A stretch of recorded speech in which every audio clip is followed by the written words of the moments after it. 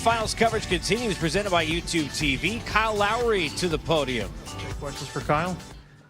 Mark, first question here on 2. Kyle, Mark Schwartz, ESPN. For lack of a better word, all I can think of when I think of Kawhi Leonard is this guy's a beast. Discuss. It's a good one. I mean, I think he's been able to show his full repertoire this whole season, and the playoffs has kind of made it even more of a bigger stage. And through the regular season, he's had big games like this before, but he hasn't played the minutes. So you give him more minutes, you give him more shots, you give him more touches, you give him more time to be on the floor. I think he's the best two-way basketball player in the NBA, and he just goes. And I've seen some stuff from him this year that just you say, wow. I mean, you say, wow, and you appreciate the work that he's put in. He works extremely hard at his game and works extremely hard on his body, and he loves this basketball thing, loves it. What are some of the things that made you say, wow? Just being able to. I didn't know he was such a great shooter. I didn't know he was such a great. He's this year alone. You say wow because he's gotten even better of a playmaker, right? Early in the year, but then throughout the season he's become a better playmaker. And he'll have games where 12 rebounds, 15 rebounds. I think it was one game. I don't know if it was a play. I don't know what it was. He was like 30 and 15 rebounds, something like that. I mean, you just say, God, Jesus, that's a crazy stat line for a guy like that.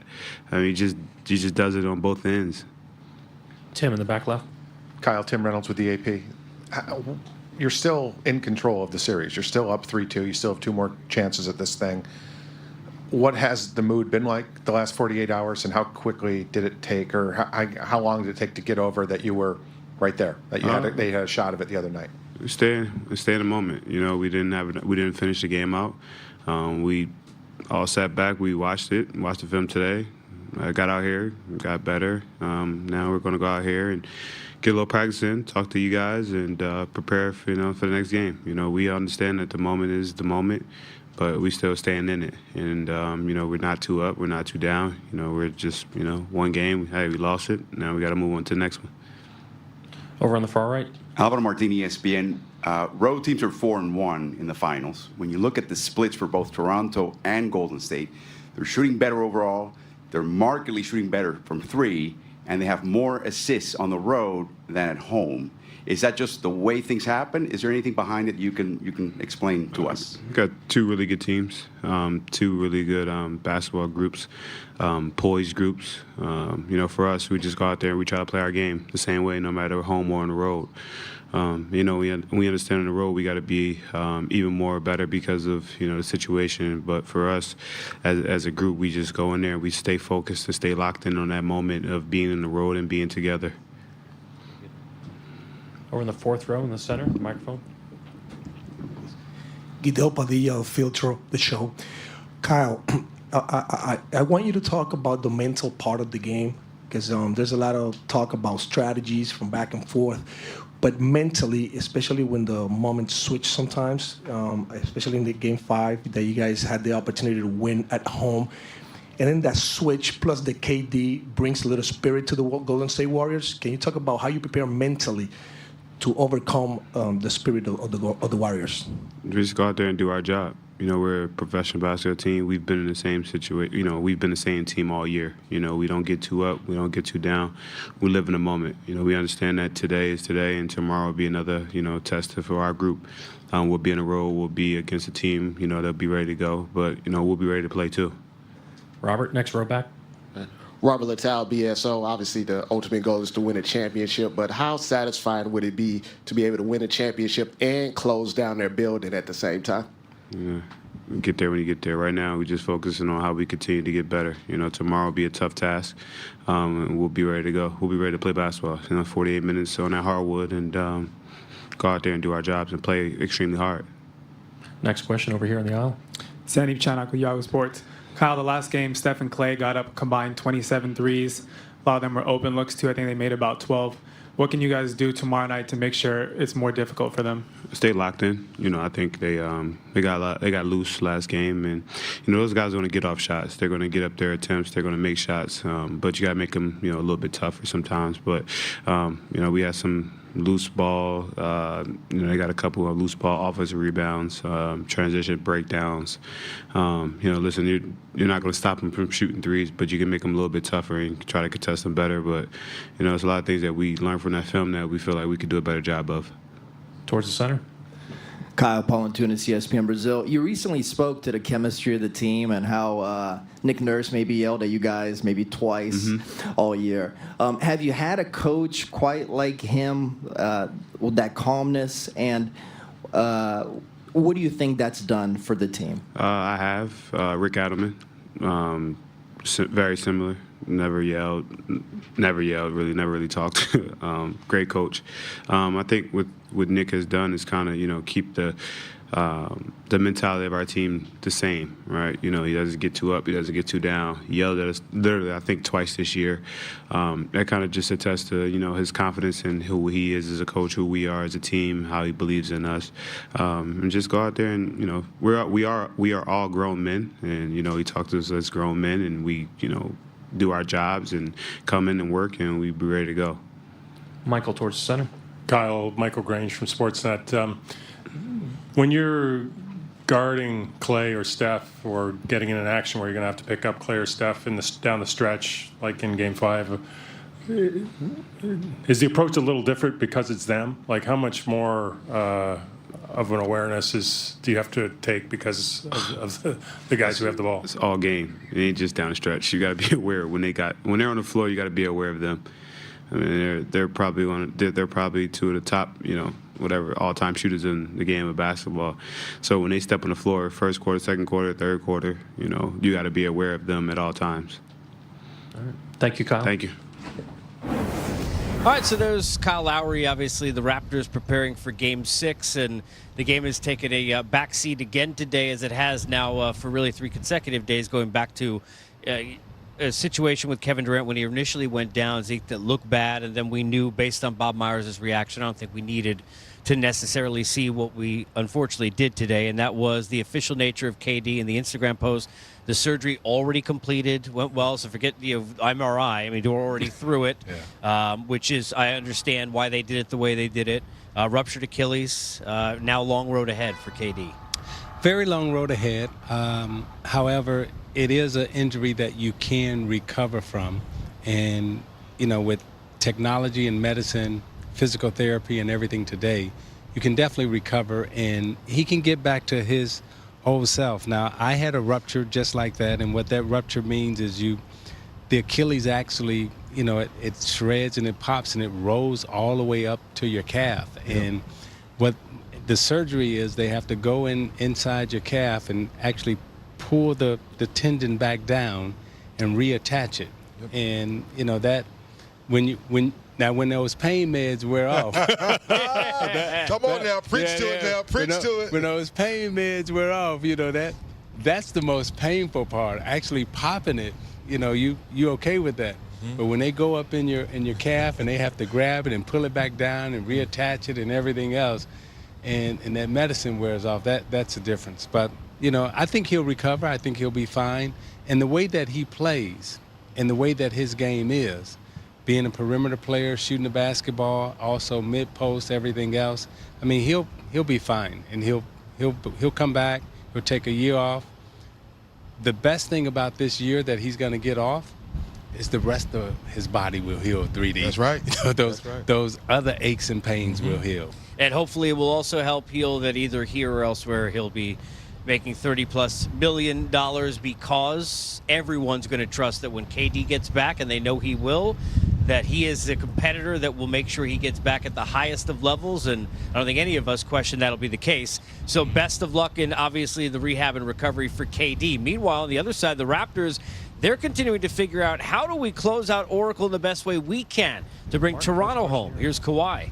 Kawhi, Mark Schwartz, ESPN. When did you first understand about yourself that you were kind of built for a moment like this to lead a team like this at the highest level against the greatest competition?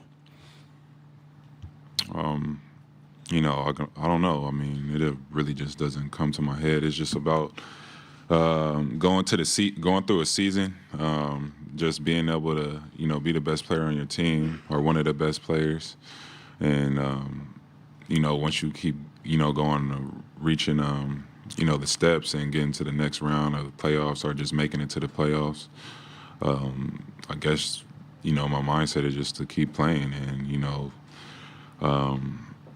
just wanting to win throughout the season. That's you coming in the playoffs with the same mindset. Want to win. I want to win today's game. I want to win today's game. And I feel like, just having that carryover pretty much helps me or helps your team or players that get in this position. Kawhi on your right, third row. Tom Haberstra, NBC Sports. Kawhi, you said if you weren't playing basketball, you would be doing something with math, maybe business. I'm wondering if you had a favorite subject in math growing up, and if you had a teacher that especially meant a lot to you growing up and honing that. No, I don't. I can't remember really any teachers' names. Just really like math class more than any of my other classes, than like English or history and things like that. I guess it just made more sense to me to use in everyday life. Right here. Sandeep Chanak with Yahoo Sports. Kawhi, before you were in here, Kyle was in here, and he said that you're the best two-way player in the league right now. He also went on to say that, until you got to Toronto, he didn't know how good of a shooter you were, and that, when he saw you putting up these monster stat lines throughout the season, it really, wowed him. So what is it like for you to hear him say that? I mean, it's great, to have teammates on your team that have confidence in you, and it helps you, gives you an extra drive, an extra push to be better. And, when you play or don't play with someone, you can see how good or, not good they are, once you're on their team. And, I guess he's seeing it now. Fourth row on the right, Davide. Kawhi, Davide Chinellato, Gazzetta Italy. What do you think is the most important lesson your team has to learn from Game 5? Just from any other game, just look at our mistakes, try not to make them again, and go out there in the next game and, just play with each other, have one focus and, one goal, and, try to win it out. Gary on the left side in the aisle over here. Kawhi, Gary Washington, Boston Globe. You've been through some tragedies, some hardships growing up. You just kept moving on, and how has what you've gone through in the past, losing your dad, things like that, motivated you to be here today and to be one of the top players in the NBA? And do you think of those times a lot? Growing once it happened, I thought about it a lot. But as I got older, I just pretty much really stopped thinking about it. But I think it just gave me a sense of feel that life and basketball are two different things, and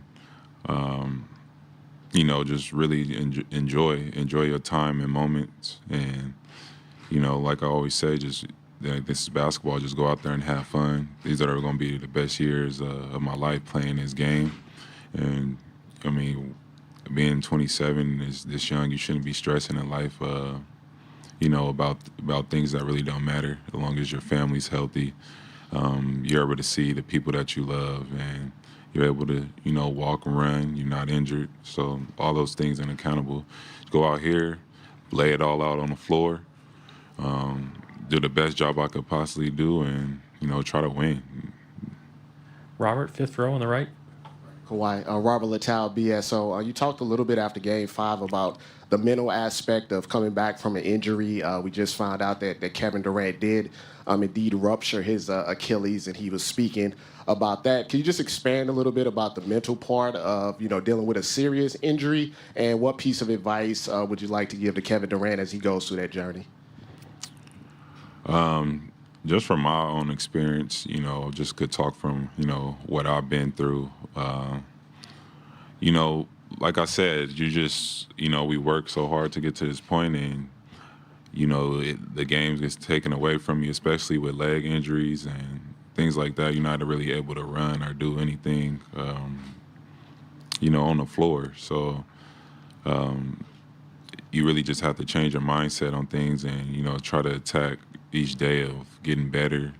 And, you know, just know that you're going to play again one day.